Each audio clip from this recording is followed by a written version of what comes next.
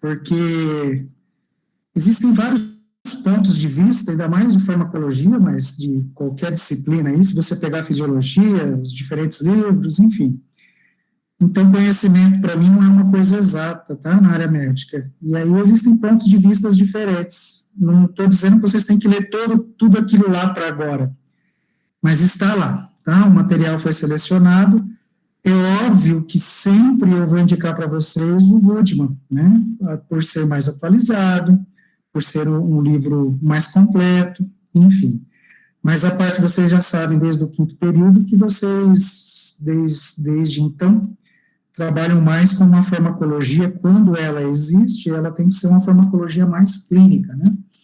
Então, as diretrizes, elas são bem interessantes, para ver o que é recomendado. E aí a gente vai buscar complemento, vai buscar detalhes nos livros recomendados, e o Goodman é um deles.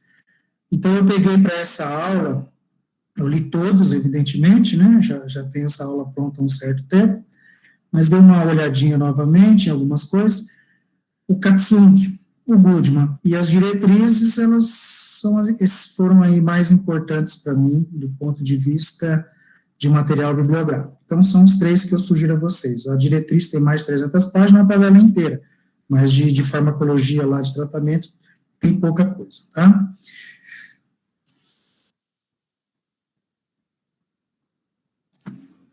Começando, então,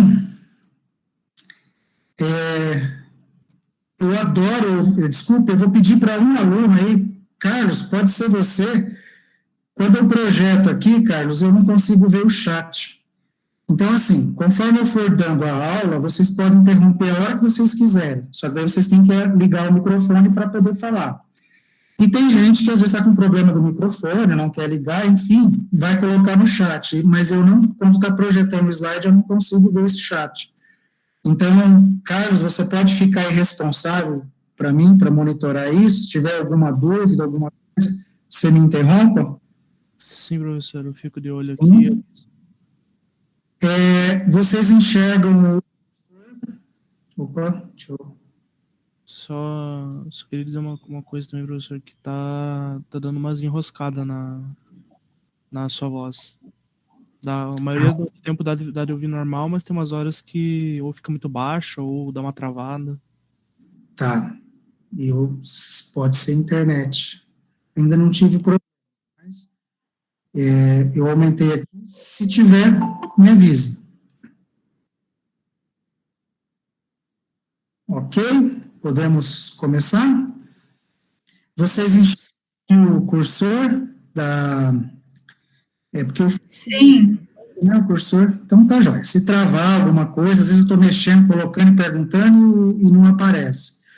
Então vamos lá. Eu sempre gosto de começar perguntando a definição de diabetes mellitus. Diabetes mellitus, para vocês, como é que vocês definem aí diabetes mellitus? Porque a gente vai desenvolvendo um raciocínio. Eu vou dar o que se tem de farmacologia, de grupo de drogas, enfim, mas eu gosto de trabalhar sempre uma linha de...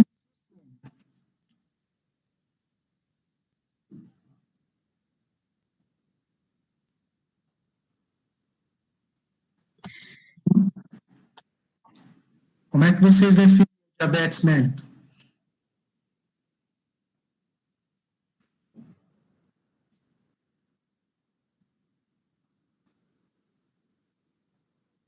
Vou ficar sozinho na aula de novo?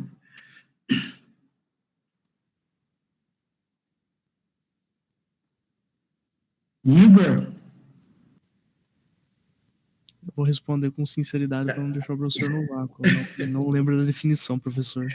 Não, mas cria uma, então. Por isso que é bom a gente usar o raciocínio. Professor. Oi. Seria... Bom, não sei. Você falou cria, estou criando. Tá bom. A elevação crônica, talvez, de glicose no sangue, causado por uma disfunção tanto na captação, tipo um problema de receptor de insulina, quanto na produção de insulina? Uma boa definição, é o que a gente tem. E é geralmente o que a gente ouve. gosto sempre de trazer, sempre que eu vou estudar, eu gosto de ver um pouquinho histórico. Diabetes é um termo grego que significa sifão, que é igual aquele sifão da pia, que significa que do jeito que a água entra, ela sai, para indicar a poliúria e a polidipsia. E segundo as minhas fontes aí, se a urina saísse doce como mel, era diabetes mellitus. Se ela sair sem sabor, era diabetes insípido, que daí é o problema lá com o ADH. Mas quando a gente coloca, é lógico que a gente usa aí a glicemia, né, o controle glicêmico, enfim, como parâmetro para definição de diabetes. Mas eu prefiro sempre pensar o seguinte: o diabetes não é um distúrbio só no metabolismo de carboidrato. Ele é um distúrbio no metabolismo de lipídios e de proteínas. Então, eu gosto de definir o diabetes como um distúrbio no metabolismo de carboidratos, de lipídios e de proteínas. E o que causa isso? São por falhas, né, problemas com a insulina. Que tipo de problema?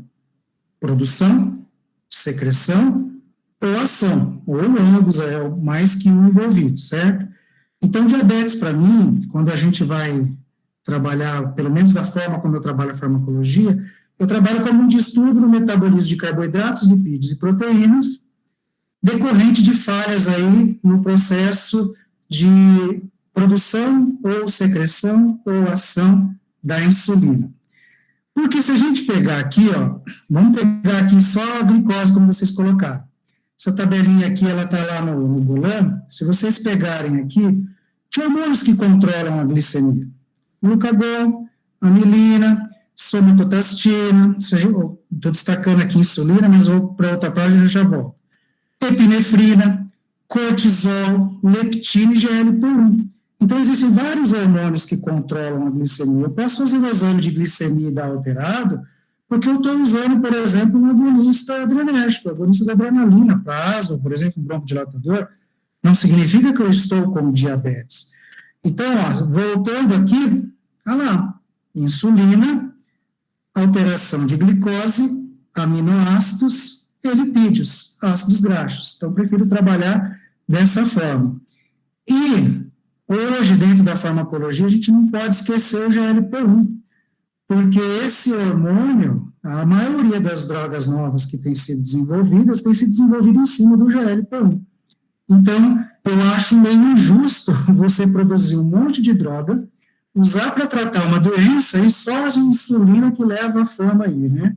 Então, há distúrbios também com a ação desse GLP-1, principalmente em diabéticos, né, tipo 2, ok?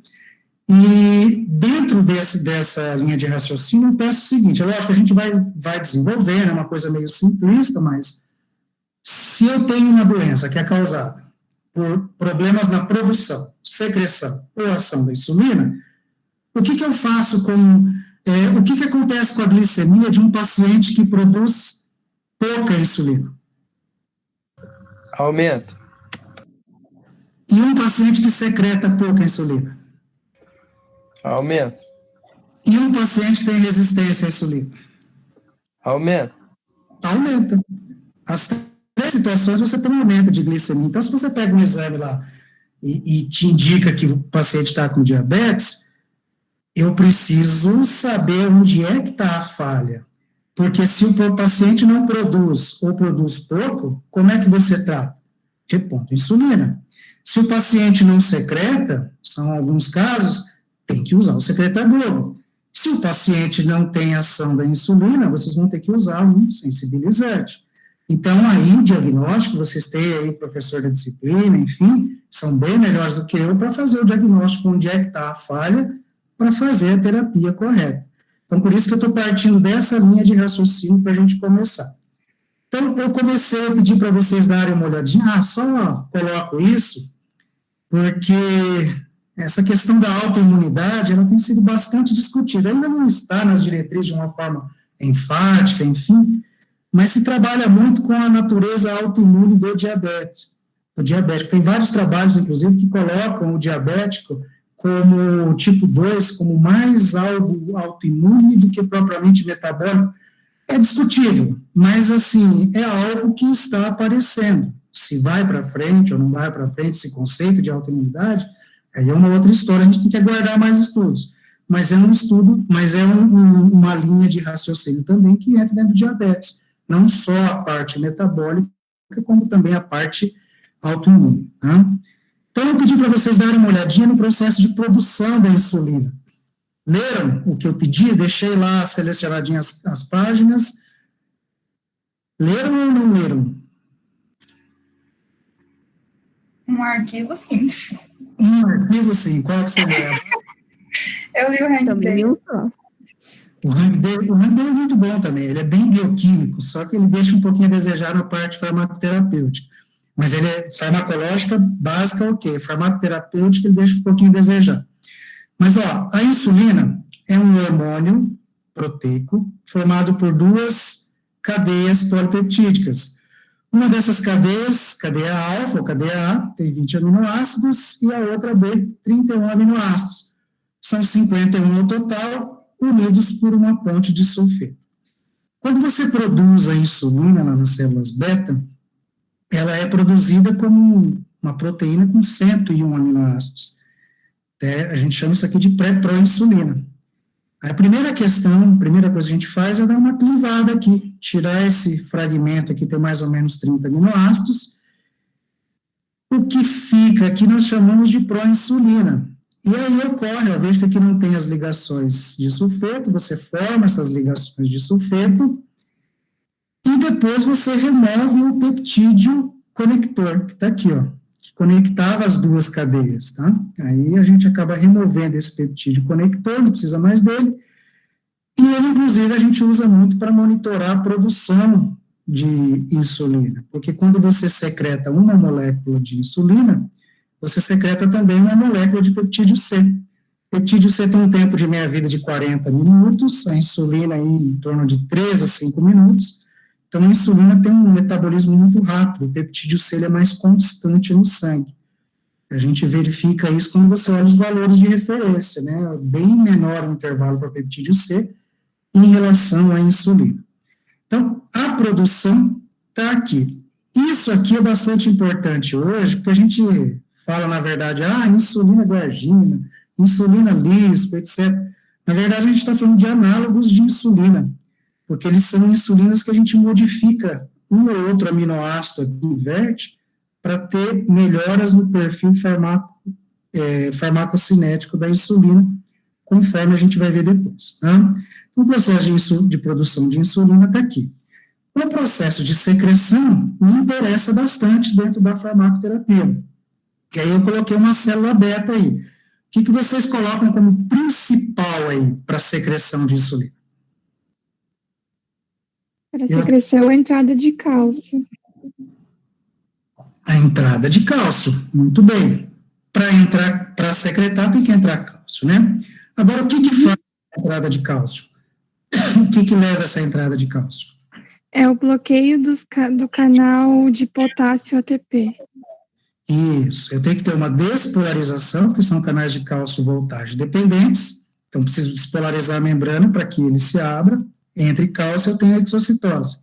Só que para despolarizar a membrana, a gente está acostumado com um canal de sódio abrindo, na célula beta pancreática é diferente. Nós temos um canal de potássio que permanece aberto, e aí você tem o efluxo de potássio.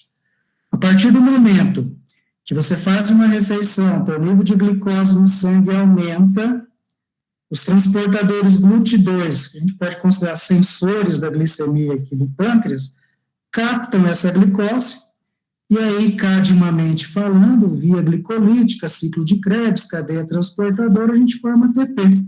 E esse ATP, ele acaba bloqueando o canal.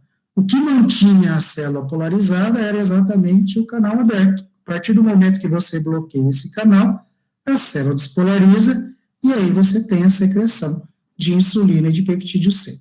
Então, aqui, esse é um ponto principal, tá? Isso aqui é bastante importante, mas é uma coisa pontual dentro da secreção. E aí a gente tem que levar em consideração outras coisas.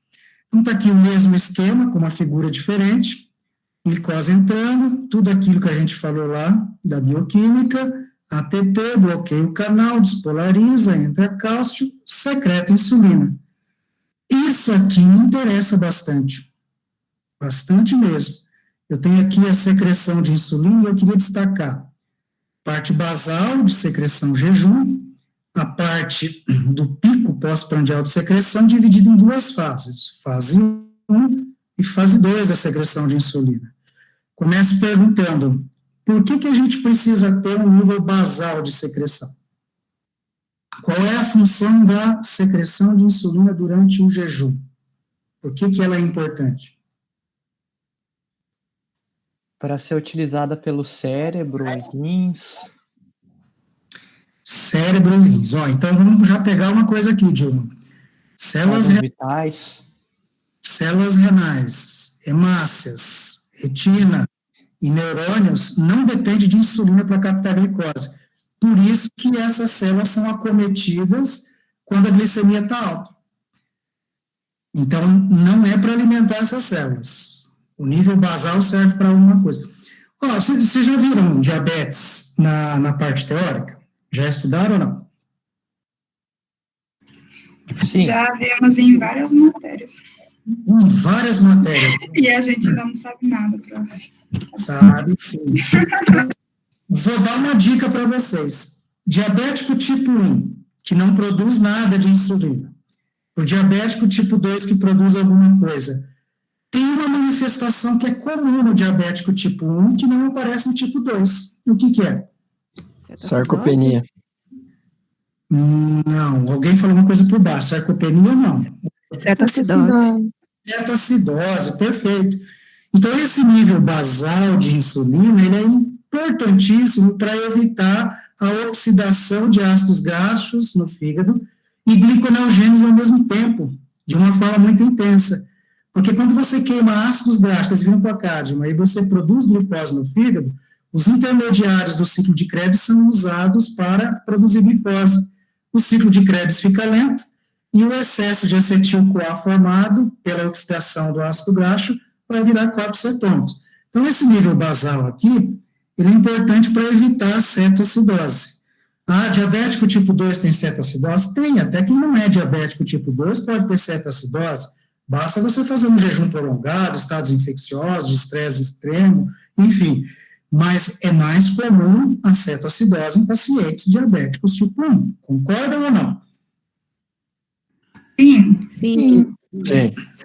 Muito bem. Então, eu fiz lá a minha refeição, e aí, a partir do momento que aumenta glicose, a gente colocou só glicose aqui, mas ácido graxo e aminoácido influenciam um pouco menos, mas ajuda. A partir do momento que eu faço uma refeição e tenho bastante glicose no sangue, essa glicose vai estimular a secreção de insulina. Por que ela acontece dessa forma? Eu tenho raiva disso aqui, inclusive, desse pico aqui dessa fase 1, por experiência pessoal e profissional. Mas o que significa essa fase 1 de secreção? Por que quando eu faço alimentação, explode lá em cima, mas cai rapidinho, depois vira uma fase mais lenta de secreção?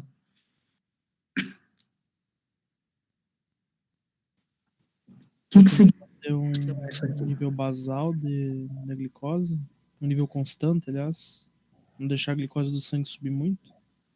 Sim, essa glicose vai levar à secreção, mas eu quero entender porque, olha só, isso aqui é fisiológico, vocês concordam? Isso aqui é fisiológico. A gente vai ver vários gráficos e vários esquemas. Eu estou tratando um diabético tipo 1, eu vou ter que fazer reposição de insulina nele. O que é o ideal? Que eu faça uma reposição mais próximo do fisiológico possível. Então, como é que eu interpreto essa fase 1 aqui? O que significa? Oi? A Camila respondeu no chat aqui, estímulo da comida em hormônios do trato gastrointestinal. Opa, ajuda bastante também, já vamos chegar lá. Mas ainda não é o que eu quero, porque se você olhar aqui, tem 3 minutos. Vocês acham que é mais ou menos aqui? De 3 aqui, vocês acham que isso aqui tem quanto tempo, mais ou menos, esse intervalinho aqui de fase 1? 4 minutos. 4, isso, vamos colocar 3, 4, 5 minutos, que é exatamente o tempo de meia-vida da insulina. Então, veja, você passou a noite dormindo, a gente, até onde a gente sabe, você não levantou, não comeu nada, então você passou um jejum aí durante a noite. Você precisou de muita insulina durante a noite? Não. Você tinha lá insulina basal, mas você produziu insulina. Então, quando você levanta, a tua célula beta, ela está com um estoquezinho de insulina ali dentro. A partir do momento que você ingere alguma coisa e estimula a secreção de insulina, essa fase 1, que você vai liberar tudo que você tem ali. Joguei essa insulina no sangue. Com 4 minutos, essa insulina já é metabolizada, ela já cai um pouco. A partir daí, 4 minutos é o suficiente para a tua glicemia baixar? Você comeu lá 3 pães e é o suficiente 4 minutos para a tua glicemia voltar ao normal? Claro que não. Você vai continua absorvendo glicose ali. E essa glicose continua estimulando a secreção de insulina. Só que o que você tinha de estoque, você jogou. A partir desse momento, você tem que produzir essa insulina para secretar. E é uma proteína. Então, essa fase 2 indica uma insulina recém-sintetizada, pós-estímulo. E a fase 1, ela indica uma insulina que você estocou aqui durante o período de jejum, que você não se alimentou. E aí a necessidade naquele momento era uma necessidade mínima. Entenderam a diferença aqui dessa fase 1, insulina recém-estocada, e fase 2, recém-estocada, não, insulina estocada, e a fase 2, a insulina recém-produzida? Ó, vou colocar aqui, café da manhã, almoço e janta. Olha a fase 1 aqui no café da manhã. Por que ela é mais acentuada? Porque normalmente você tem um período de jejum maior, você dormiu à noite, não é? Estocou mais insulina. A fase, depois do café da manhã, né, esse intervalo entre o almoço, já é menor, então você já tem uma fase 1 diferente. E aqui, às vezes, não é possível observar a fase 1, ou ela é um pouquinho mais... Mas isso aqui é o que a gente deve produzir num paciente diabético tipo 1. Por isso que o pessoal modifica a insulina pra caramba aí, e produz as insulinas, porque, eu quero ter um nível basal nele, para que ele não tenha cetoacidose. Mas eu também quero ter um pico pós-prandial, para que resolva o meu problema após as refeições. Ok? Dúvidas aqui? Por que eu falo que eu não gosto disso aqui? Quando eu fui para Sergipe, eu trabalhei 3 anos no laboratório lá do hospital, do lado de uma clínica de endócrino, lá do pessoal da medicina. Na época eu não estava na medicina ainda, dando aula. E eu fui responsável pelo laboratório. E tinha uma endócrina lá que pedia essas curvas insulínicas, a gente não entendia para quê, mas ela pedia, e tinha que dosar, coletar sangue de 5 em 5 minutos em jejum, dava uma injeção de glucagon e depois coletava de 5 em 5 minutos para avaliar, segundo ela, essa fase 1 aqui de secreção. Então era um desespero eu e auxiliar lá, um com o cronômetro na mão e o outro coletando sangue. Né? Bom, tá aí a fase de secreção 1 e 2. Eu coloquei esse gráfico aqui porque ele mostra, paciente diabético tipo 1, sem, o tipo 2, olha, o tipo 2 tem a fase 2 de secreção. A tendência é que desapareça a fase 1 dele no início, tá? Então, fase 1 aqui, a ausência desse pico pode indicar o desenvolvimento de um diabetes tipo 2, que está aí, que não está conseguindo produzir e estocar adequadamente, por isso que não tem essa fase 1, tá? Ok, aqui, fase de secreção de insulina. Alguém falou do GLP-1, então eu jogo sempre esse gráfico aqui para mostrar o seguinte, ó. Aqui está a liberação de insulina em função do estímulo de glicose. Via oral, olha o pico que eu tenho de insulina por via oral, e olha o pico, né, a curva de insulina, liberação, quando eu aplico a quantidade de insulina por via endovenosa. Isso é um dado, assim, que curioso, porque, veja, né, na verdade era óbvio, se eu ingerir 75 gramas, eu vou fazer o teste oral de tolerância à glicose, se eu ingerir 75 gramas, eu vou garantir que 75 gramas vai chegar no sangue? A minha absorção é 100% de glicose no intestino? Não, não é. Agora, se eu aplicar 75 gramas no sangue, eu vou garantir que eu tenho 75 gramas de glicose no sangue. Então, eu esperaria que a secreção de insulina, quando eu aplicasse glicose por via endovenosa, fosse maior em relação à via oral, por questão de biodisponibilidade da glicose. E não é o que a gente observa. Então, tudo isso começou a se investigar que, olha, deve ter alguma coisa que, a hora que você ingere o alimento, alguma coisa produzida no intestino, ou estimulada pelo intestino, deve estar afetando a secreção. E hoje a gente sabe que é o peptídeo semelhante ao glucagon, que é o GLP-1, tá? Como já foi colocado aí por alguém de vocês. Então, por isso que eu pedi para vocês dar uma olhadinha nesse processo, nessa influência do GLP-1 também. Porque até justifica, né, como farmacêutico bioquímico, o período que eu trabalhei no laboratório era um teste que eu não gostava de fazer muito, porque tinha lá sempre um ou outro vomitava, quando ingeria aquele líquido, aquele xaropinho. Falei, poxa, não é melhor injetar isso na veia, já coletar o sangue 2 horas depois, deixar ali um acesso? Não, tem que ser por via oral para mimetizar realmente essa parte fisiológica e influência do GLP-1, hoje a gente sabe aí o porquê, né? Tá aí o processo de secreção da célula beta e toda a parte aqui de entrada de glicose via GLUT2, alguns aminoácidos, ácidos graxos também, que são oxidados para a formação de ATP, o bloqueio do canal, vocês já sabem mais do que eu, entrada de cálcio e secreção. Mas não é só isso, a gente sabe que tem algumas coisas que influenciam, tá? Ó, o GLP-1, por exemplo, ele, ao estimular o receptor aqui da célula beta, ele vai ativar a proteína adenilato-ciclase, a AMP cíclico, vai secretar. Não tem importância para a gente agora o mecanismo bioquímico. Mas isso aqui é interessante, porque olha só o que eu tenho aqui, na parte de secreção de insulina. Eu tenho influência parasimpática, não tem? Vocês não aprenderam lá em fisiologia que o parasimpático é importante para a secreção de insulina? E na farmacologia, vocês viram lá que o parasimpático é representado pela acetilcolina. Como é que chama esse receptor aqui? Muscarínico. Muscarínico. Eu uso perguntar o subtipo? 1, 2, 3 milhões, 5. Esse aqui é o M. Eu ouvi falar de novo. Fala de novo, direito. Esse receptor muscarínico aqui é do tipo 3, lembra? A gente discute secreção de insulina, e esquece que o parasimpático é importante para secretar a insulina. Quando eu ativo esse receptor muscarínico, eu vou aumentar cálcio e vou secretar insulina. Existe medicamento que é inibidor de receptor muscarínico, que poderia interferir, por exemplo, no meu controle glicêmico?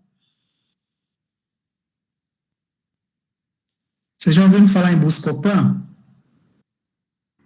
Sim. Sim, que bom. O Buscopan é um deles. A oxibutinina retemic é outro que bloqueia. Ah, mas eu não vou usar Buscopan 30 dias seguidos, eu não vou usar Buscopan, tudo bem. Mas você já veio falar em antidepressivos tricíclicos, imipramina, clomipramina, são fármacos que não são usados por 5, 6 dias, são medicamentos usados por 1 ano, 2, e tem ação antimuscarínica. Por isso que quando você pega a diretriz, tem lá um capítulo especial falando de tratamento de diabetes em pacientes com depressão. Se você pegar os antipsicóticos, principalmente de primeira geração, os atípicos, eles têm atividade antimuscarínica, e antipsicótico eu não uso uma semana, eu uso antipsicótico por muito tempo, por isso que tem lá no capítulo antipsicóticos, tratamento de diabetes em antipsicóticos. Então, quando o paciente é diabético tipo 2, eu assim, acho prudente que vocês lembrem que qualquer fármaco que tem atividade antimuscarínica, ele pode exercer um efeito inibitório na secreção de insulina, ou seja, ele pode aumentar a glicemia. Então, é importante que vocês estejam atentos aí, independente de vocês serem endócrinos ou de vocês, né, serem aí psiquiatras, por exemplo. Tá? A mesma coisa acontece com a ação da norepinefrina, simpático. O simpático é inibitório, tá? Ele inibe a formação de AMP cíclico. Então, fármacos, por exemplo, que ativam esse receptor alfa-2, eles são fármacos capazes de reduzir a secreção de insulina. Ah, mas que fármaco que ativa receptor alfa-2? Clonidina, alfa-metildopa. Alfa-metildopa é um agonista alfa-2, clonidina é um agonista alfa-2, são medicamentos antipertensivos. Eu sei que a coisa mais difícil que existe é ter diabético e hipertenso, um diabético que tem hipertensão. É muito raro vocês encontrarem um hipertenso diabético, né? Mas vai que vocês encontram. Lógico que eu estou ironizando, né? Outra coisa que é importante aqui, que não está representada, e a gente já discutiu, e isso tem na bibliografia que eu passei para vocês, são os receptores beta-2 adrenérgicos. Enquanto o receptor alfa-2 é inibitório, o receptor beta-2 ele é excitatório da secreção de insulina. Por isso que beta-bloqueadores exercem um efeito aí sobre o processo de secreção e produção hepática de glicose, que é interessante a gente discutir quando fala de farmacoterapia em diabetes. Até porque beta-bloqueador é usado para hipertensão também, tá? Pessoal, eu resumi aqui o processo de secreção. Ok, por que da secreção basal, para que ela serve? Alguma dúvida aqui? Ok, prof. Ok. Pós-prandial, o que é essa fase 1, o que ela representa? Armazenada a insulina. Isso, estocada ali. A fase 2, o que ela representa? As duas são pós-prandial. Muito bem. Quais são os estímulos para a secreção de insulina? Glicemia, lógico que um pouquinho de ácido graxo e aminoácido também, tá? Mas a gente sempre a glicemia. O GLP-1 incrementa. Eu não falei isso, mas o GLP-1 só é liberado no intestino quando você ingere alguma coisa, faz uma refeição. Então, normalmente, o GLP-1 ele vai incrementar essa secreção pós-prandial. No jejum, uma atuação praticamente zero. Por isso que os análogos de GLP-1, a tendência é que não induz a hipoglicemia, né? E o sistema nervoso autônomo simpático, simpático parasimpático. O simpático, alfa-2, é inibitório. Cuidado aí, sempre fique com, né, de repente descontrola a glicemia de um paciente aí, que eu não sou endócrino, sou cardiologista, mas o paciente é diabético, é tipo 2, e aí deu uma descontrolada, pode ser alfa-metildopa, pode ser clonidina, tá? Dá uma olhadinha, não estou dizendo que mas são fármacos que podem alterar o processo de secreção. O simpático, da mesma forma, só que daí de uma forma excitatória, via beta-2, estimula a secreção. Então, beta-bloqueadores, que não tem seletividade para beta-1, como é o caso do propranolol, por exemplo, ele pode interferir no processo de secreção de insulina, reduzindo, já que esse receptor é excitatório. E o parasimpático sempre estimula, né? Receptor M3, cuidado com os antimuscarínicos, principalmente aqueles de uso crônico. Antipsicóticos têm atividade antimuscarínica, boa parte deles, e antidepressivos tricíclicos. Os antimuscarínicos antiespasmódicos, você vai usar ele aí por alguns dias só. Então, a interferência, se existir, ela é mínima, né?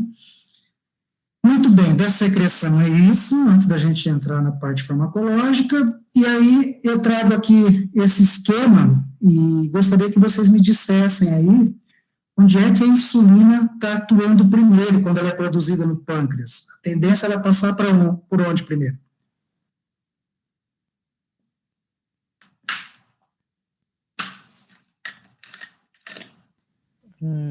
Primeiro no fígado? Ela chega Primeiro no fígado.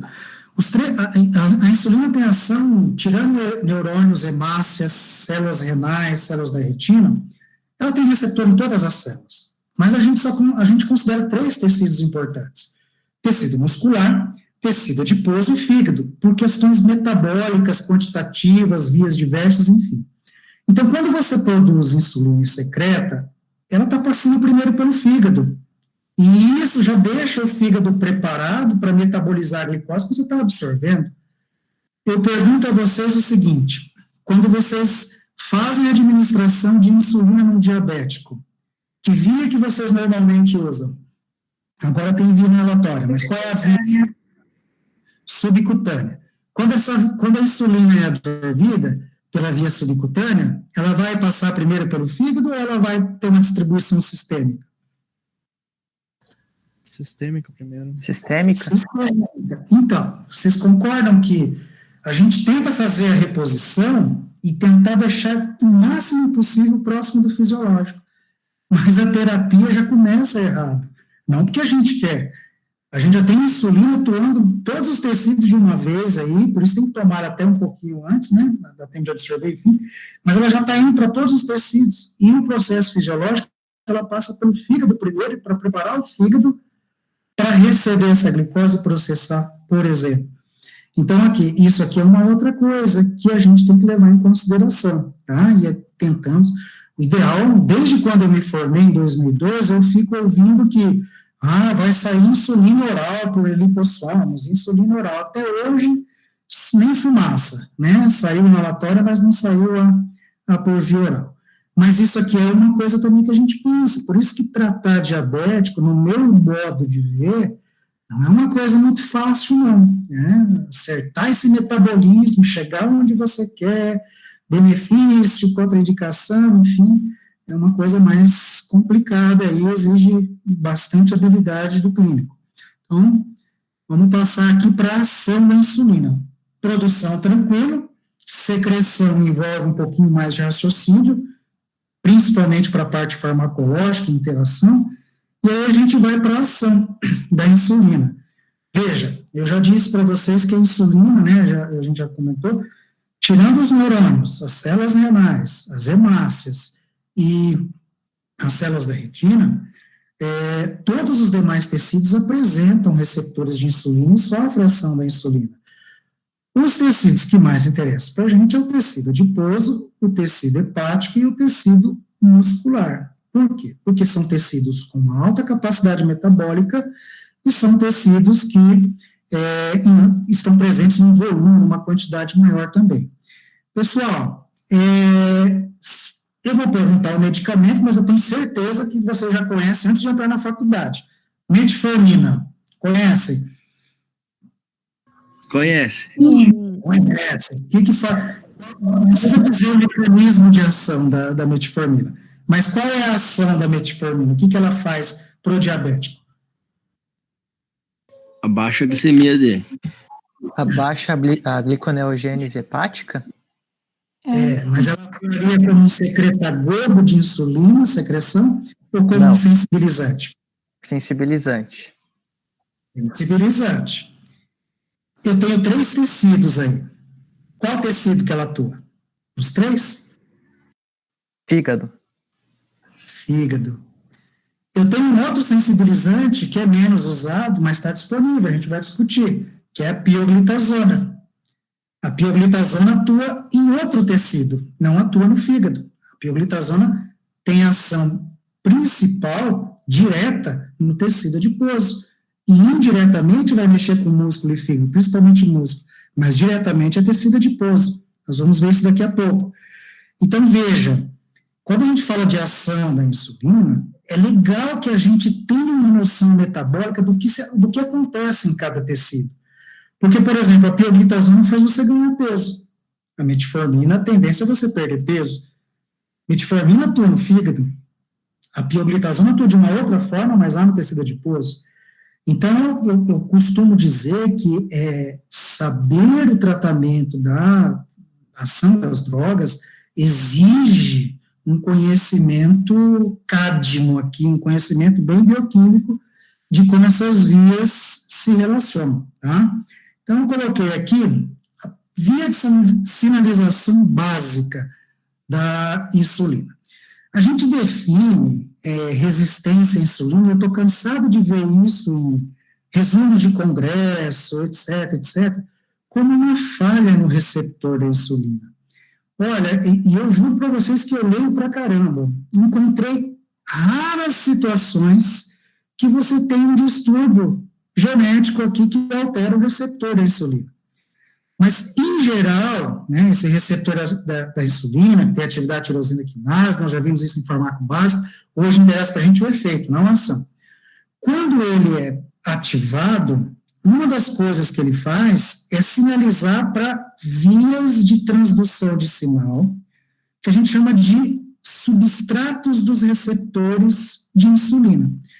Um desses substratos vai ativar a migração do GLUT4 para a membrana. Então, o GLUT4, transportador de glicose, que está no músculo esquelético, que está no tecido adiposo e no fígado também, embora o fígado tenha GLUT2. O GLUT2 fica na membrana, mas o GLUT4 fica no citosol.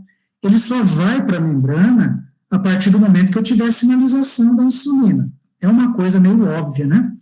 Se a glicose estimula a secreção de insulina, porque tem bastante glicose no sangue, então nada melhor do que essas células que não precisam só de glicose para sobreviver, comecem a usar glicose.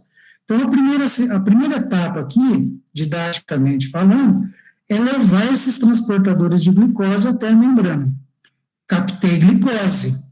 E daí? Captar glicose resolve alguma coisa? Se eu começar a jogar um monte de glicose aqui dentro, eu vou criar um ambiente hiperosmótico, vai entrar água e vai estourar a célula. Então, eu preciso também fazer com que as enzimas que metabolizam essa glicose sejam ativadas. Por exemplo, se for o fígado ou músculo esquelético, o que eu vou produzir? Glicogênio. Posso usar essa glicose também para produção de energia, oxidação completa. Ou está cheio de glicogênio, não quero mais energia, já estou cheio de ATP, o balanço ATP-ADP está altíssimo, eu vou começar a armazenar essa glicose na forma de lipídios, aí, triacilglicerol. Então, a insulina tem um papel, de promover a captação pela translocação do GLUT4. 2, ativar diretamente essas enzimas envolvidas no metabolismo. E é um metabolismo anabólico, tá?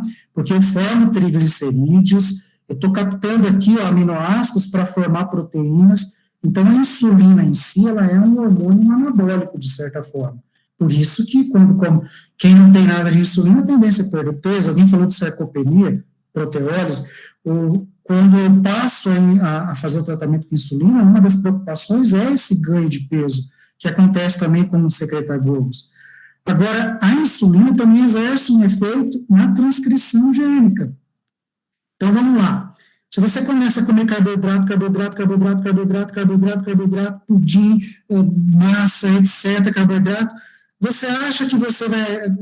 A insulina toda vez vai ter que ficar tendo esse trabalho de ficar produzindo proteínas, enzimas para metabolizar esse carboidrato e lipídio? Não. Ela já vai aumentar a quantidade direta, a gente chama isso de programação metabólica, para que você comece a armazenar gordura, para você comece enzimas para transformar essa glicose em gordura. Sou sedentário, como muito carboidrato, a tendência é que a insulina facilite a ação dela. Já aumenta logo o número de enzimas para produzir gordura, porque senão toda vez tem que ficar ativando essa transcrição, tá? Então, em nível metabólico, não é só captação, é ativação, regulação de enzimas, mas também o processo de transcrição. Isso é muito importante, porque tem algumas drogas que atuam aqui, a pioglitazona, por exemplo, mexe nessa transcrição, por isso que ela tem um efeito demorado, né? Muito bem, isso aqui eu já passei para vocês, ó. Acho que eu passei, né? Não me lembro se foi para a turma de vocês. Mas a insulina também leva à captação de alguns minerais. O fosfato é importante. Se você vai produzir ATP, você precisa de fosfato. Magnésio é extremamente importante e potássio também. Lembram disso aqui ou eu não falei com vocês disso? Não lembro. Não lembra? Ó, uma vez eu dei uma aula, lá em Sergipe também, já estava no curso de medicina, fui dar uma aula de gasometria dentro do hospital, mostrar o gasômetro para uma equipe de alunos. Chegou uma menina de 18 anos, 19 anos, não me lembro, e ela estava bem chegou lá com cetoacidose grave. Aí um dos alunos perguntou assim para o médico de plantão lá, a gente esperando a coleta de sangue, inclusive, para poder fazer a gasometria, né? E ela perguntou para o médico, assim, mas você está esperando o quê? Não tem que dar insulina para ele, etc, etc? Ela falou assim, tem, eu preciso aplicar insulina. Mas olha o potássio dessa criatura, está em 3,2. Se eu aplicar insulina, esse potássio vai entrar dentro da célula, eu vou matar essa menina de hipopotassemia, então deixa eu regular o potássio primeiro. E é isso que acontece, às vezes, até conversando com a minha esposa, ela trabalha aqui no HC, em cirurgia, ela, enfim, chegou um paciente lá, teve um acidente de trânsito, estava com o músculo rasgado para tudo quanto é lado. O nível de potássio dele estava alto, estava acima de 7. E ela me perguntou por que eles pegaram soro glicosado, insulina e não furosemida. Porque, olha, se você aplica furosemida, até a furosemida atuar lá no rim para excretar potássio, demora. Então, eles usam a insulina junto com a glicose, evidentemente para não baixar a glicemia, né, para promover essa captação de potássio. Então, assim, né, se tiver que fazer tratamento com insulina endovenoso ou intramuscular por algum motivo aí de complicação, né, que tenha cetoacidose, por exemplo, tem que dar uma olhadinha nos níveis de potássio, porque a insulina, ela causa hipopotassemia, tá? E o magnésio, eu gosto muito de falar do magnésio, porque tem uma teoria aí, vocês já viram antipertensivos, comigo, inclusive. Vocês lembram o que a hidroclorotiazida faz com a secreção de insulina?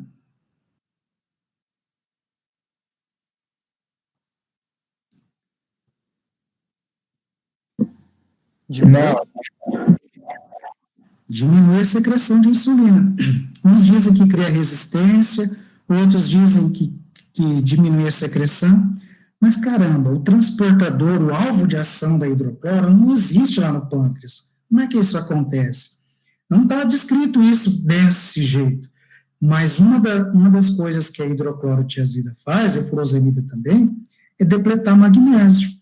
Então, essa depleção de magnésio pode estar associada também ao processo de secreção, a gente já vai ver um pouquinho lá na frente, e na ação. Eu vou coletar sangue para fazer glicemia de vocês. Vocês pediram para o paciente fazer glicemia. Quando o paciente chega no laboratório, eu tenho que usar fluoreto, porque se eu coletar o sangue dele e deixar parado lá, as hemácias vão metabolizar a glicose. Eu vou dar um resultado para vocês de hipoglicemia ou falso negativo. Então, a gente usa fluoreto para quelar esse magnésio. Eu só estou dando esses exemplos para mostrar para vocês que a insulina, a gente começou lá atrás dizendo que ela tem um efeito no metabolismo de carboidratos, lipídios e proteínas, mas na verdade ela também tem um metabolismo, influência no metabolismo de alguns eletrólitos. Fosfato, magnésio e potássio tem que ser levado em consideração porque eles têm aplicação clínica, talvez não diretamente com diabetes, mas tem aplicação clínica também, tá?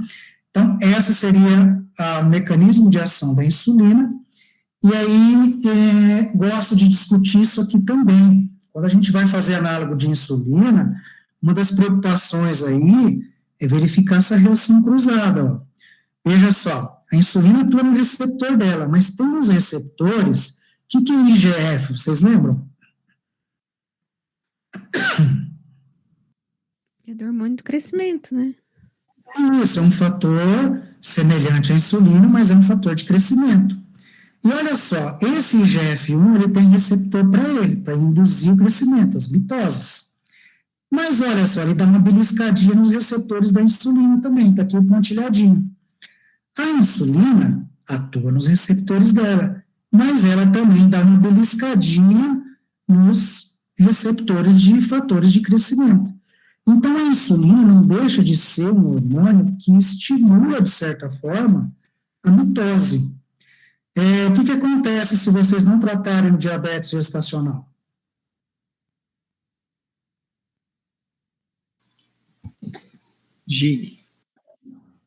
Fica um feto macrossômico. Feto macrossômico. E, normalmente, o que se usa para tratar um diabetes gestacional? Qual droga que se usa? Insulina. Insulina. A insulina vai passar a barreira placentária?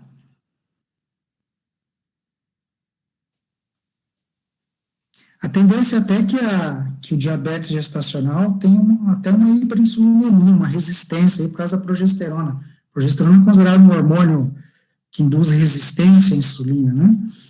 Mas a insulina não vai passar a barreira placentária, mas a glicose vai. Então, se a gestante tiver com glicose alta, por isso que a gente considera até valores menores que os valores habituais aí de referência para pacientes que não são gestantes. Mas se a glicose passar essa barreira hematoplacentária, ela vai estimular a secreção de insulina pelo feto, que já está produzindo, secretando também. E esse excesso de insulina no feto, porque tem mais glicose chegando até o feto, vai levar a efeitos mitogênicos, e isso é responsável pela macrosomia fetal. Por que eu coloco isso? Quando a gente vai fazer um análogo da insulina, não é uma insulina, eu vou pegar ela e vou começar a modificar aminoácidos para melhorar a farmacocinética dela. E a glargina é um exemplo disso. A glargina é uma insulina que a gente coloca lá arginina lá na ponta, tá? Uma das coisas que tem que ser testado ela se liga ao receptor de insulina e faz todos os efeitos que a insulina normal faz, beleza. Ela tem um perfil farmacológico, farmacocinético que eu quero, ela não tem pico, ela é constante absorção para manter o nível basal, beleza. Mas como é que ela atua lá no fator de crescimento, nos receptores do fator de crescimento? Será que ela estimula mais? A glargina, por exemplo, ela não apareceu na nova diretriz, 18, 19, né? Mas a 17 e 18 tem ela lá, colocando, olha, pode ser que ela estimula mais, então a gente não sabe ainda se ela aumenta a chance de causar câncer, algum tipo de câncer, ou se ela pode ser usada em pacientes com câncer, etc. Lógico, tem sem estudo aí para bastante ano, observar, enfim. Mas eu preciso levar em consideração esses efeitos mitogênicos também, tá? E a glargina insulina lantus é uma que foi, assim, talvez uma observação pontual, mas houve um alerta de que ela poderia exercer esse efeito mitogênico por ter uma ação em torno de 15%, uma ação agonista aí de 15% nesses receptores que são receptores de fator de crescimento, ok? Fechamos essa ação, tudo bem? Ou não? Tudo. Sim. O professor Renê disse que nunca teve um professor desse na faculdade. O Renê está aí? Está aí, Renê? Tá no chat. Eu tô me divertindo. Tô bem quietinho aqui, cara. Tô bem quietinho. Mas a aula maravilhosa, meu irmão. Poxa, eu acho que esses meninos estão tendo uma oportunidade incrível, porque realmente isso eu nunca tinha visto na faculdade, e como os meninos sabem, eu sou um cara da prática e não sou um cara da ciência, então voltar a ver isso aí, para mim, é maravilhoso.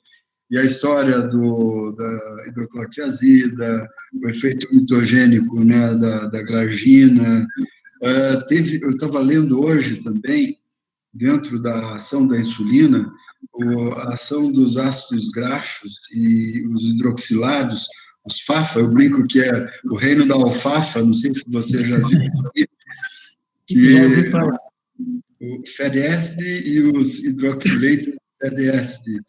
Também uma ação muito interessante, Edivan, mostrando que a redução desses FAFA, né, faz com que isso aconteça nos pacientes com diabetes.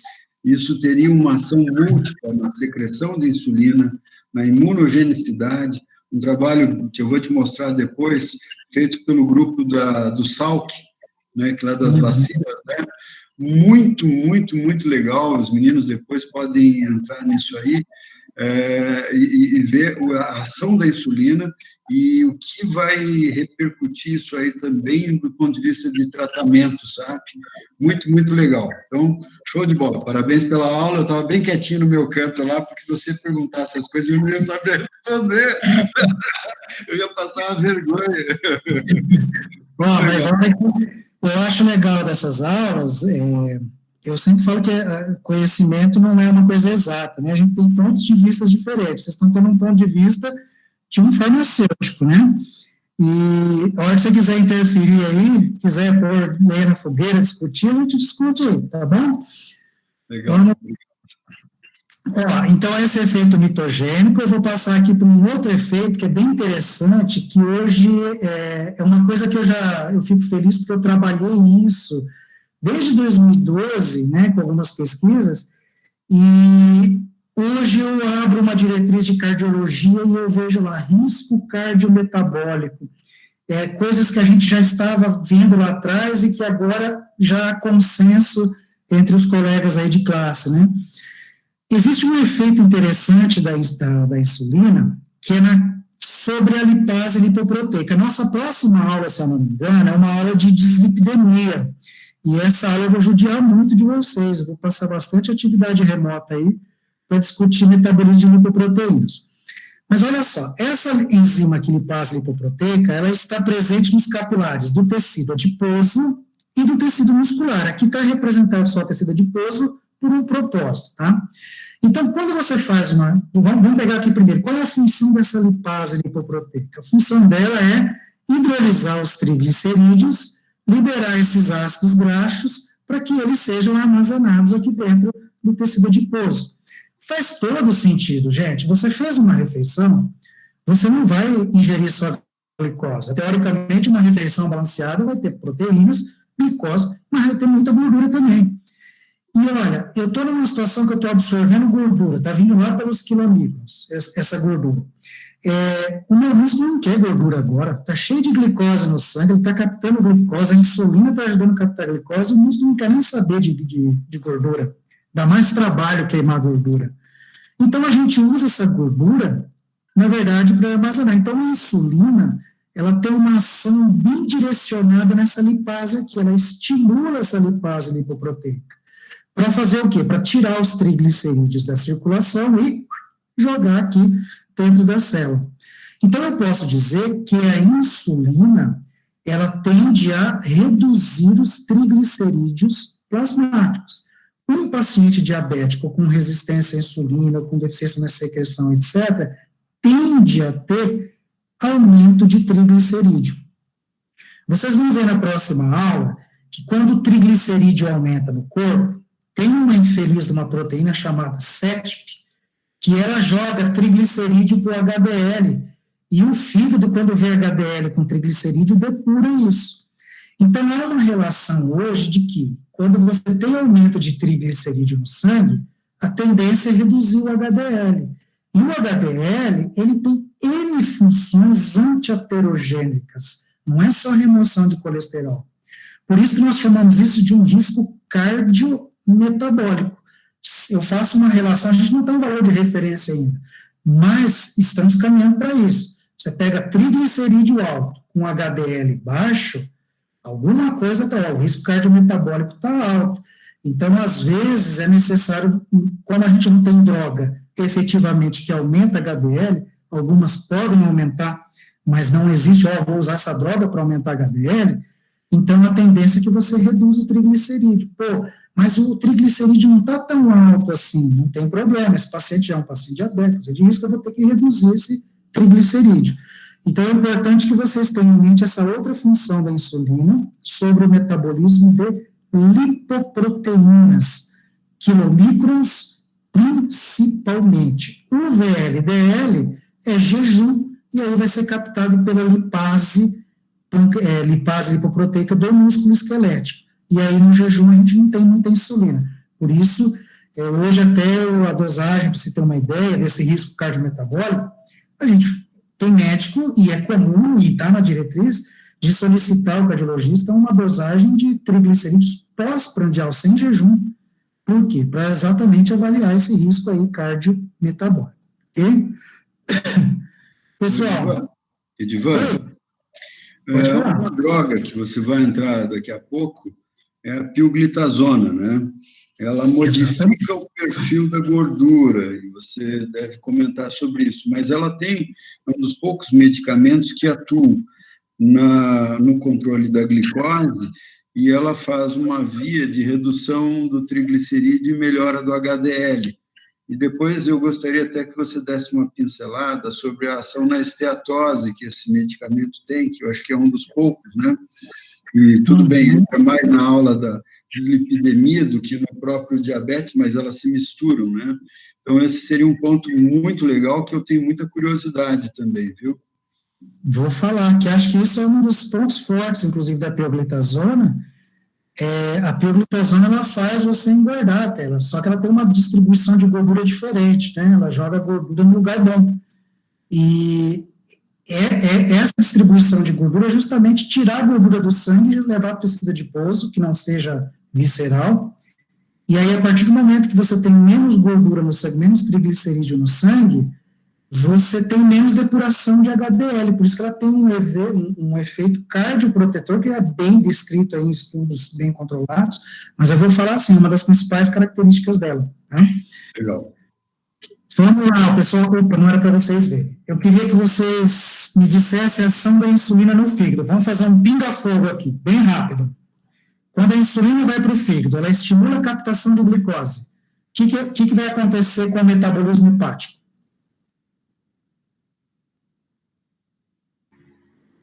Eu vou olhar para vocês. Liga a câmera aí, alguém, vamos conversar.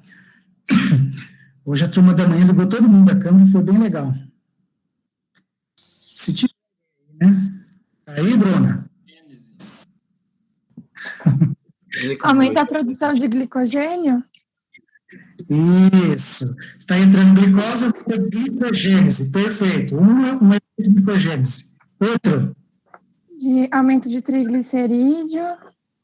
Aumento de triglicerídeo, perfeito. Lipogênese hepática. Mas está faltando... A redução do triglicerídeo. Da corrente sanguínea, né? Que esse excesso de glicose acaba virando um pouco glicogênio, que excede vira... Só que daí vai via VLDL e vai lá para a lipase jogar para tecido adiposo. Uma outra coisa importante, a gente viu o nível basal de insulina, quem produz corpos cetônicos é o fígado. Então, a insulina é um hormônio que inibe a cetogênese. Isso é bastante interessante. Outra coisa, mais uma.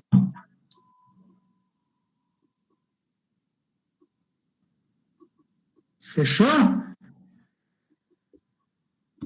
insulina inibe a gliconeogênese. Então, efeitos hepáticos da insulina. Síntese de glicogênio, inibe cetogênese, inibe gliconeogênese e lipogênese hepática, mas uma lipogênese saudável. Esse é o depois. Vamos lá. Tecido muscular esquelético. O que vai acontecer?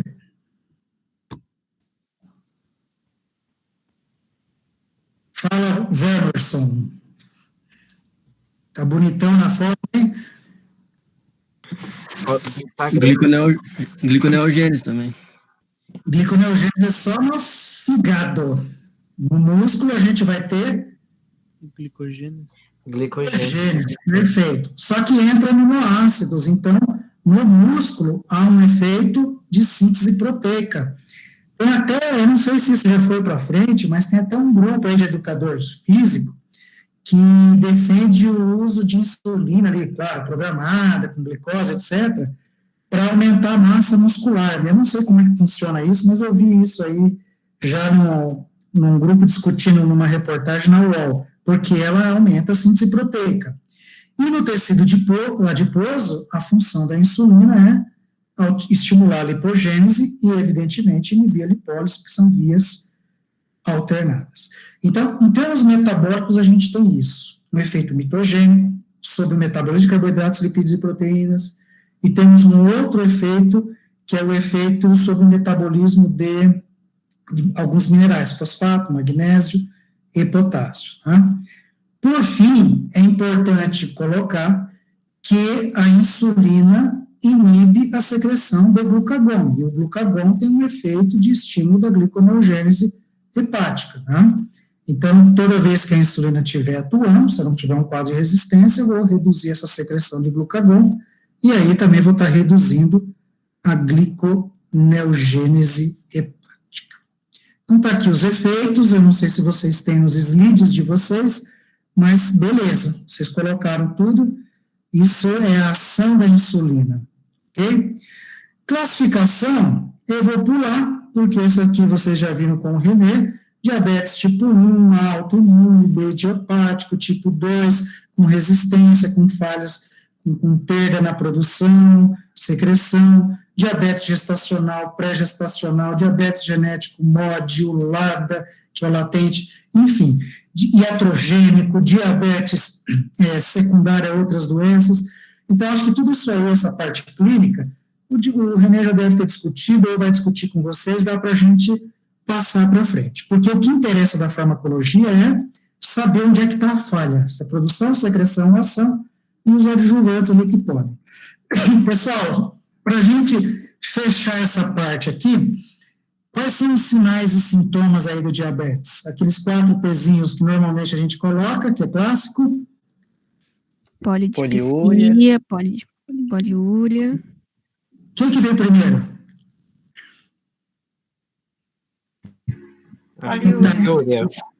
Poliúria, né? E tem até a ver com essas novas drogas aí, as glifosinas, que inibem a reabsorção renal. É mais ou menos alguma coisa assim. A partir do momento que você tem um excesso de glicose na corrente sanguínea, acima de 180 mg ADL, o rim não tem mais capacidade de reabsorver, então essa glicose acaba sendo excretada pela urina. E ela tem um efeito osmótico, evidentemente ela vai levar água. Então eu tenho uma poliúria, que leva a uma polidipsia. Quando o paciente, a gente viu que a insulina tem um efeito anabolizante, se o paciente começa a perder peso sem um motivo aparente, é até sinal que pode ter problemas aí com a secreção ou com a produção de insulina, né, já que a boa parte dos diabéticos, a tendência é desenvolver a resistência à insulina e a obesidade, sobrepeso está associado aí. Então, os 4 pezinhos, poliúria, polidipsia, polifagia, né, está perdendo muita glicose, e perda de peso. Quais são as complicações agudas? As 2 principais complicações agudas. Cetacidose. Hipoglicemia e hiperglicemia? Isso, mas vamos dar um nome completo, você já assim, 7º período já está aí do doutor já tem o D pronto praticamente. Eu sou diabético tipo 1, tenho que fazer insulina todo dia, não tem? Sim. Sim. Geralmente faz de manhã, no café da manhã. Então, eu levantei hoje com muita náusea, vômito, e eu sempre falo para o pessoal que diabético tipo 1, geralmente ele desenvolve cedo, o cara estuda pra caramba, sabe tudo de diabetes. Se a gente passar a informação errada para a gente, passa vergonha. E o diabético tipo 1, ele sabe que se ele aplicar insulina, ele tem que comer. Se não aplicar, ele vai entrar em hipoglicemia. Eu nunca passei por hipoglicemia, mas eu tenho um livrinho de diabetes de um professor da UEM, do Basotti, e ele tem relatos de pacientes que passam por hipoglicemia e não são nada agradáveis. Então, o cara sabe que vai desenvolver hipoglicemia se ele aplicar insulina. E aí ele fala, eu estou enjoado, estou com náusea, vomitando, eu não vou comer nada. E não aplica insulina. Se ele não usar a insulina, vai passar um certo tempo, não tem mais insulina no corpo, começa a desenvolver corpos cetônicos. Então, ele passa, veja bem, ele está com a glicemia, não está altíssima, mas está lá, está produzindo glicose, o glucagon está atuando, produzindo glicose, mas esses corpos cetônicos estão acidificando o sangue. Então, ele pode entrar num coma hiperglicêmico, mas não é um hiperglicêmico, porque o glucagon vai aumentar em 150, 160, enfim, mas de origem cetogênica. Então, coma hiperglicêmico cetogênico, certo? Se chegar no hospital com isso aí, se estiver de plantão, como é que você trata isso aí? Insulina, potássio, né? Dependendo. Monitora o potássio, se precisar, insulina, só que, veja bem, a glicemia dele estava alta, mas não estava tão alta. Se você dá só insulina, você vai fazer com que ele saia de um coma hiperglicêmico e entre no hipoglicêmico, né? Então, o soro glicosato também está ali para controlar essa glicemia. Agora, eu sou diabético tipo 2, eu estou tomando lá, o René não prescreve isso, graças a Deus, segundo ele. Mas vamos supor que eu esteja lá tomando as minhas 5 miligramas de glibenclamida. A gente fala de medicamento, mas o tratamento principal do diabético é a comida. Porque esses 5 miligramas, se eu não sou diabético, se eu comer um bombom, é uma secreção, se eu comer 2, a secreção vai se adequando ali, enquanto o pâncreas estiver saudável, para aquela quantidade de glicemia. Agora, se eu estou tomando medicamento, uma quantidade de insulina, ou uma quantidade X de medicamento ali, 5 miligramas de glibenclamida, eu estou comendo, estou usando aquilo com uma quantidade de carboidrato. Aí eu estou tomando isso aí, tomei de manhã, antes do café da manhã, fui no mercado, eu comi 3 sonhos, dentro do mercado mesmo, doce de leite. Depois, na hora que estou pagando o caixa, lá me deu uma sede, tinha uma Coca-Cola, tomei uma Coca-Cola. Como é que vai ficar meu sangue com muita glicose, sem insulina? Vai virar um xarope. Então, nessa situação, eu aumento a osmolaridade do plasma, dreno água dos tecidos, é igual aplicar manitol na veia. E isso vai me levar a um coma hiperglicêmico, hiperosmolar, não cetogênico. Então, ele tem um nome, sobrenome e mais um nome na frente. E aí o tratamento é feito com administração de insulina, e se você tiver, né, perdido muito aí volume plasmático urinando, por causa do excesso de glicose, tem que repor também com um soro fisiológico, tá, para hidratar. Então, as duas complicações agudas, elas estão aí, o coma hiperglicêmico cetogênico e o coma hiperglicêmico hiperosmolar não cetogênico. Tá? E as complicações crônicas? Neuropatia, nefropatia e... Nefro... Retinopatia. Para Danos macrovasculares também. Isso, esses 3 são as microvasculares. É justamente aqueles tecidos que não dependem da insulina para captar glicose. Então, sobrou glicose no sangue, ela começa a entrar nesses tecidos. E a hemácia? A hemácia também começa a entrar glicose nela. Na hemácia, vai glicar a hemoglobina, vai formar um AGE lá, uma espécie reativa avançada de glicosilação. Mas, nesses outros tecidos, a glicação de proteínas, formação de sorbitol, enfim, torna-se mecanismos fisiopatológicos aí para essas complicações. Agora, eu tenho também um estado das complicações macro, que é isso que a gente observa muito nos estudos. Então, essa droga aí, depois acho que o René pode comentar com vocês na aula, já comentou, a maioria das drogas, quando lança, a primeira coisa que o pessoal quer saber é o seguinte: evita complicações cardiovasculares? Opa, evita complicação, então é bom. Então, geralmente, essas complicações macrocardiovasculares, aterosclerose, que está relacionado, infarto, acidente vascular encefálico, a própria hipertensão, ela passa a ser uma complicação que a gente tem que observar aí, tá? Hipertensão, aterosclerose, infarto, acidente vascular, doença vascular periférica. Só lembrando que o diabético, ele tem um estado pró-inflamatório. O diabetes em si é um estado pró-inflamatório e oxidativo, por isso que você tem mais chance de aterosclerose, tá? A gente vai discutir muito isso na hora de dislipidemia, que uma coisa é um perfil lipídico e fazer as continhas para quem não é diabético. Outra coisa é fazer um perfil lipídico e analisar aquilo e fazer continha para quem é diabético, porque esse estado pró-inflamatório do diabetes é um estado pró-aterogênico. Tá? Muito bem, eu coloquei esse estudo aqui, é um estudo que eu gosto bastante, que ele traz a seguinte situação, tá? Diabético, não diabético e as complicações macro e micro, então infarto, acidente vascular encefálico, doença renal crônica, até amputação. Então está aqui não diabéticos e diabéticos. O que eles têm observado é o seguinte: mesmo você controlando, colocando o cara onde você quer ali do nível glicêmico, com a terapia, ele ainda tem mais chances de desenvolver essas complicações.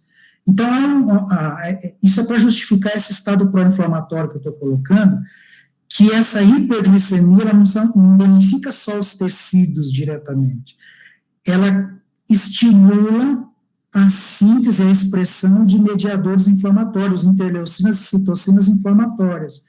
Então, se discute muito o diabético como uma situação pró-inflamatória. Por isso que é legal que você faça o diagnóstico cada vez mais cedo e faça a correção dessa glicemia cada vez mais cedo.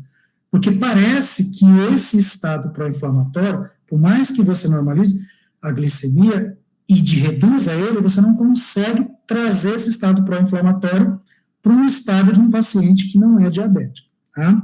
Mas tudo isso é apenas um estudo, deixei a referência aí, depois, se vocês tiverem curiosidade, dá uma olhadinha, tá? Aborda bastante isso aí. E tá aí o que a diretriz de 2019-2020 colocou para se tratar diabetes. Ok?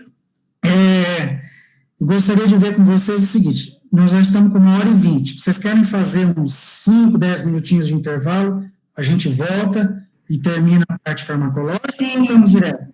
Sim, Pode prof. ser? Vamos fazer um Ótimo. intervalinho? Então tá, então vamos fazer um intervalo de 10 minutinhos para ir no banheiro, tá? E aí a gente volta e já destrincha a parte farmacológica. Ok? Ok, Fechou. prof. Obrigado. Beleza, professor. Que voz de morte. Prof, posso fazer uma pergunta? Pode. Não vou nem interromper a gravação.